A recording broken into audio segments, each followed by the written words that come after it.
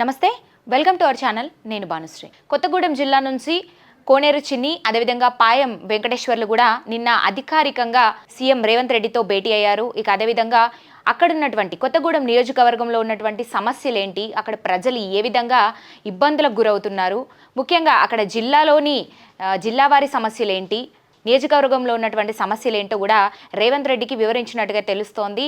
అయితే దీనికి రేవంత్ రెడ్డి వాళ్ళకు ఒక భరోసా అయితే ఇచ్చారు.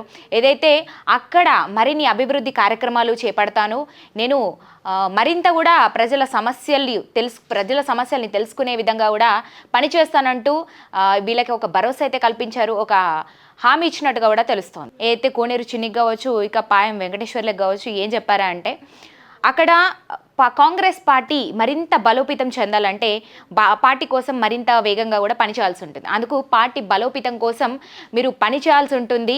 దీనికి పూర్తి సపోర్ట్ కావాలి. దాంతోపాటు ప్రభుత్వ పథకాలను కూడా ప్రజల్లోకి తీసుకెళ్ళాలి. అదేవిధంగా ప్రజలకి ఒక అవగాహన కల్పించేలా కూడా మీరు పనిచేయాలంటూ కోనేరు చిన్నికి మరియు పాయం వెంకటేశ్వర్లకు కూడా దిశానిర్దేశం చేసినట్టుగా అయితే తెలుస్తుంది. దీనికి సంబంధించి ఇక నిన్న భేటీలో అయితే వీళ్ళిద్దరి మధ్య కూడా ఒక సంభాషణ అయితే జరిగింది. ఇక నియోజకవర్గం సమస్యల గురించి వీళ్ళు చెప్పడమే కావచ్చు, దానికి రేవంత్ రెడ్డి అంగీకరిస్తూ నా సపోర్టు, నా పూర్తి సహకారం ఎప్పుడు మీకు ఉంటుందని చెప్పడమే కావచ్చు.